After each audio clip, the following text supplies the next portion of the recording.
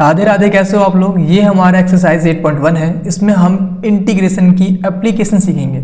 मतलब क्या है इसका कि चैप्टर 7 में आपने सीखा कि इंटीग्रेट कैसे करते हैं, अब हम सीखेंगे इंटीग्रेट यूज़ कहाँ करते हैं। ठीक है, हमें एरिया फाइंड करना है। इस इलिप्स का कैसे निकालेंगे बताओ, क्या कोई फॉर्मूला होता है? तो आंसर नहीं होता। ठीक है, एरिया निकालने का फॉर्मूला नहीं होता। किसका फॉर्मूला होता है? स्क्वायर का पढ़ा है हमने, रेक्टेंगल का पढ़ा है, इनके पढ़ रखा है। बट जब कुछ ऐसा आ जाए, ठीक है, या कोई फंक्शन दे दे हमें, उसका एरिया कैसे निकालें, तो उसके लिए हमें इंटीग्रेशन की हेल्प लेनी होती है। और ये दो फॉर्मूले याद करने होंगे, दोनों सेम है, काफ़ी हद तक क्या पूरा सेम है, बस थोड़ा सा डिफरेंस है। बताता हूँ मैं क्या डिफरेंस है। अच्छा, जिनको जानना हो कि भाई ये यूज़ कैसे करते हैं, ये फॉर्मूला आया कैसे, वो सुने। ठीक है, बाकी बात तो ये कि आपको ये याद करना पड़ेगा। मैं याद करवाता हूँ थोड़ी देर में। पहले ये देखो, मान लो कि मुझे इसका एरिया निकालना है। जो ये फंक्शन है हमारे पास y is equal to F of x, ठीक है, इसका एरिया निकालना है। मतलब जो इसने कवर कर रखा है नीचे, ये पूरा एरिया निकालना है। तो कैसे निकालेंगे?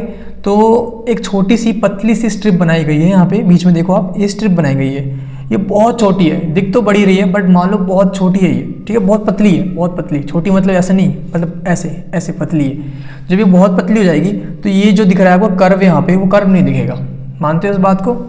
ये कर्व नहीं दिखेगा आपको, स्ट्रेट लाइन दिखेगी ये। ठीक है, तो ये क्या बन जाएगा? एक रेक्टेंगल बन जाएगा। अब रेक्टेंगल बनने के बाद रेक्टेंगल का एरिया कैसे निकालते हैं? L into B. एल क्या है? इसकी लेंथ क्या है? वाई है ना, यही तो है लेंथ जो यहाँ पे फंक्शन टच कर रहा है। और बी क्या है? D x. इतनी जो डिस्टेंस है यहाँ से लेकर यहाँ तक ये डी एक्स है। ठीक है, तो एरिया का फॉर्मूला क्या होता है? L into B. तो यहाँ पे एल इंटू बी किया गया है। एल क्या है? वाई, और बी क्या है? D x. ठीक है, लेकिन हमने एरिया किसका निकाला है? इस छोटे वाले का निकालना है। निकालना किसका था?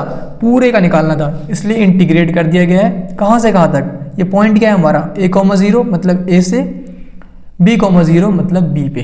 ठीक है, x की वैल्यू लिखनी है यहाँ पे। x की वैल्यू कहाँ से कहाँ तक? x की वैल्यू है a से b तक, और y इंटू में dx। ठीक है, अब याद हो जाएगा ये। ठीक है, एक दो बार देख लेना वापस से। हाँ, ये समझ में ना आया हो कोई बात नहीं, एक दो बार और देख लो, आ जाएगा। नहीं भी आए तो भी बहुत बड़ी बात नहीं है, आपको फॉर्मूला याद करना है। ठीक है, तो फॉर्मूला क्या है? x की वैल्यू a से b तक, x की वैल्यू a से लेकर b तक, फिर y dx। ठीक है, और y क्या होता है हमारा? y क्या है? Function of x। तो यहाँ पे आप f ऑफ x भी पुट कर सकते हो, एक ही बात होगी, कुछ अलग नहीं होगा।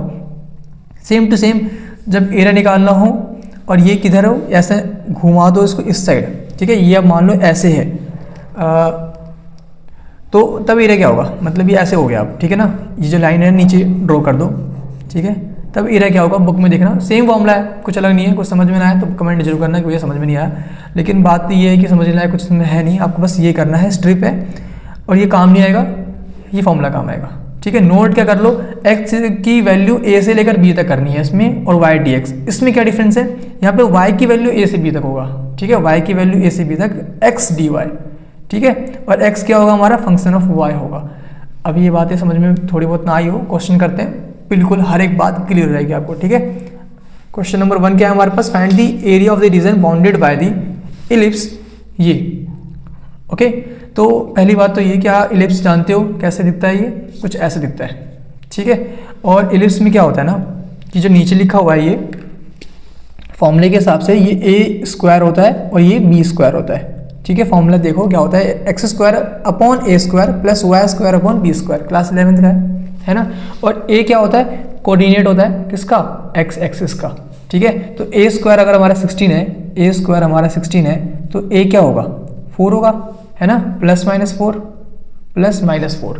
मतलब ये जो पॉइंट है वो क्या है? 4,0, और ये पॉइंट है वो क्या है? -4,0। ठीक है, सेम b की बात करते हैं। b क्या आएगा? b स्क्वायर हमें दे रखा है 9, तो b की वैल्यू क्या आएगी? +-3। मतलब ये पॉइंट होगा हमारे पास 0,3, और ये पॉइंट होगा हमारे पास 0,-3। ठीक है, अब मुझे क्या करना है? मुझे एरिया निकालना है। अब मैं वापस से यही कॉन्सेप्ट लगाऊंगा। मैंने एक स्ट्रिप बनाई। ठीक है, आपकी मर्जी है, आप चाहो तो ऐसे बना लो, या सेकंड केस ये वाला फॉर्मूले में ये भी करूंगा मैं। ठीक है ना, या ऐसे बना। चलो पहले इसकी बात करते हैं। तो यहाँ पे क्या होने वाला है? हमें क्या चाहिए फॉर्मूले के हिसाब से? फॉर्मूला कहता है कि y dx चाहिए। मतलब y क्या है हमारे पास? y की वैल्यू क्या आएगी हमारे पास? बताओ, y निकाल लो यहाँ से। y की वैल्यू क्या आएगी, y इक्वल टू में पहले तो इसको इधर ले आओ, तो y निकालने के लिए हमें क्या करना पड़ेगा, पहले y स्क्वायर बाय 9 लिखते हैं, इसको इस साइड ले आओ तो 1 माइनस एक्स स्क्वायर अपॉन में 16, ठीक है। तो हमें यहाँ से y स्क्वायर बाय 9 की वैल्यू क्या मिली, एलसीएम लो, 16 माइनस एक्स स्क्वायर बाय 16, ठीक है। थोड़ा यहाँ सॉल्व करता हूँ इसे, तो मुझे y स्क्वायर क्या मिला, 9 इधर मल्टीप्लाई कर दो तो 9 अपॉन में 16, और यहाँ पे क्या बचा, 16 माइनस एक्स स्क्वायर, मुझे तो y की वैल्यू चाहिए, तो y इज इक्वल टू क्या आएगा, अंडर रूट के अंदर पूरा है ना, अंडर रूट के अंदर ये पूरा का पूरा, मैं एक एक स्टेप कर रहा हूँ स्टार्टिंग में ताकि आपको कोई डाउट ना रह जाए कि ये कैसे कर दिया, ये कैसे कर दिया, ठीक है। यहाँ पे 16 है माइनस एक्स स्क्वायर,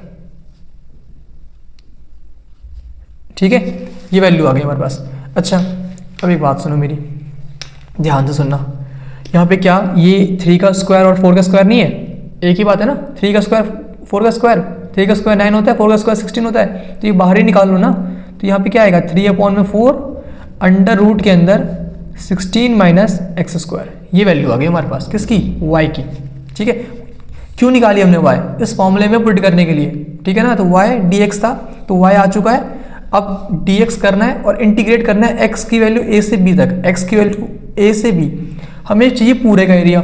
एक काम करते हैं ना, बेस्ट रहेगा, एक का एरिया निकाल लेते हैं, इंटू 4 कर देंगे, ठीक है, एक का एरिया निकाल लेते हैं, इंटू 4 कर देंगे, और एक का एरिया क्या आएगा, इस पॉइंट का कोऑर्डिनेट क्या होता है 0,0 है ना, 0,0, और ये पॉइंट कितना है हमारा 4,0, तो x की वैल्यू कहाँ से कहाँ तक जा रही है, 0 से 4 जा रही है, ठीक है। x की वैल्यू जो स्ट्रिप है ये ऐसे जाएगी, घूमेगी, ये घूमती है, ठीक है ना, तो x की वैल्यू 0 से 4, डन।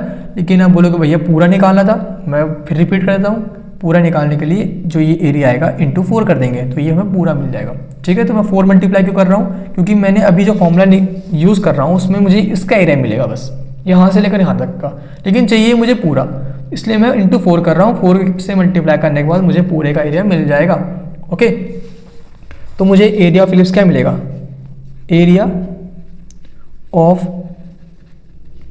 इलिप्स इक्वल टू क्या वैल्यू मिलेगी बता दो मुझे, 4 इंटू में 4 में समझ में आया ना क्यों मल्टीप्लाई कर रहा हूँ, 4 इंटू में इंटीग्रेशन, ठीक है, x की वैल्यू a से b, x की वैल्यू कहाँ से कहाँ तक है 0 से लेकर 4 तक, 0 से लेकर 4 तक x की वैल्यू देखनी होती है हमें इस केस में, जब मैं ये फॉर्मूला लगाऊंगा, जब मैं ये फॉर्मूला लगाऊंगा नीचे वाला तब मैं y की वैल्यू देखूंगा, अभी मैं इससे भी करके दिखाऊंगा आपको, अभी फिलहाल x की वैल्यू देखो, ठीक है। y क्या है मेरा, y की वैल्यू मैं निकाल चुका हूँ जो कि मेरी आई थी 3/4 अंडर रूट के अंदर 16 माइनस एक्स स्क्वायर और फिर dx, बस इतना ही करना था, अब तो कुछ है नहीं करने लायक इसके अंदर, ठीक है। 4 से 4 कट गया, 3 बाहर ही निकाल लो, 3, ये क्या बन रहा है यहाँ पे integration a square minus x square है ना, 16 क्या होगा मेरा 4 का स्क्वायर है ना, 16 क्या होगा मेरा 4 का स्क्वायर, तो ये क्या बन रहा है फॉर्मूला क्लास चैप्टर 7,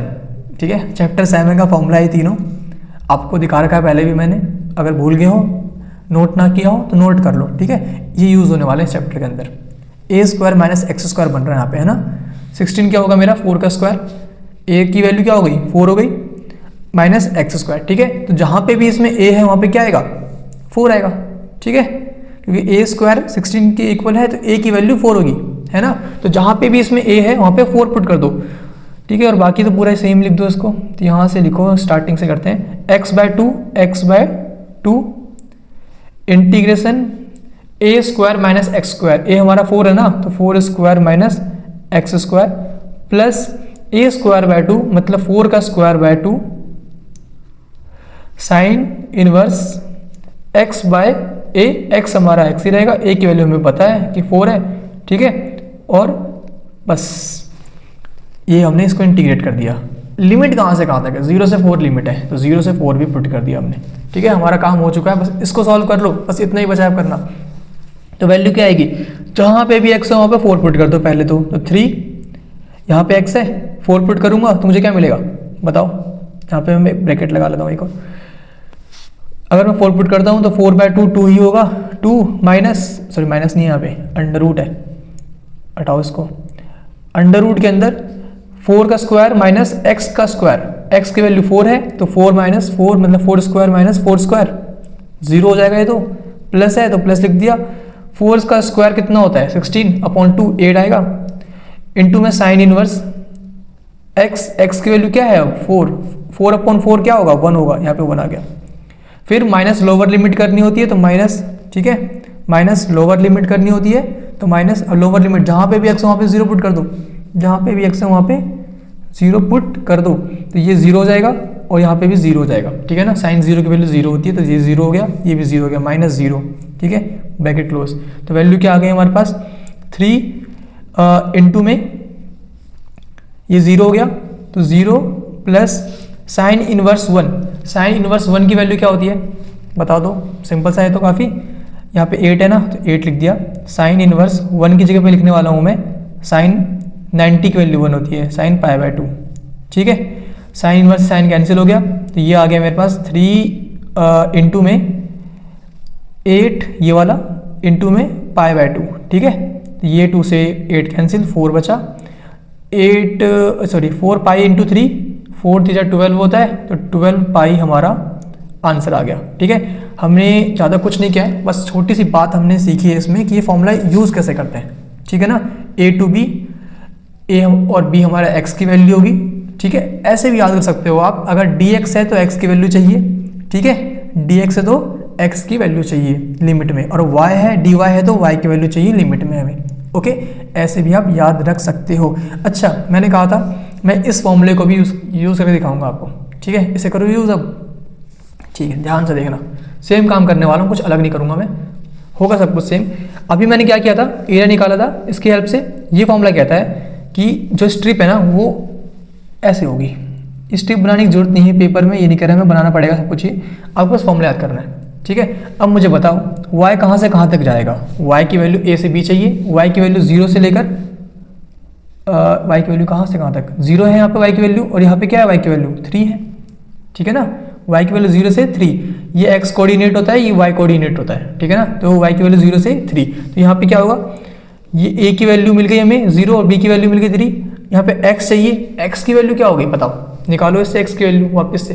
तो यहाँ से अगर मैं x की वैल्यू निकालूंगा तो मुझे x² को इधर रखना पड़ेगा, सब कुछ उस साइड ले जाओ, 1 माइनस y²/9, तो मुझे यहाँ से वो x की वैल्यू में क्या मिलेगी, x² = 16, इधर मल्टीप्लाई कर दो तो 16 में ये 9 है, एलसीएम लेना पड़ेगा, 9 माइनस y² आएगा, तो मुझे x की वैल्यू क्या मिलेगी, x = मिलेगा 16 होता है 4 का स्क्वायर, तो 4/3, यहाँ पे अंडर रूट आ जाएगा, 9 माइनस y²। देखो सेम टू सेम वैसे ही होने वाला है, कुछ भी नहीं अलग होगा, ठीक है ना।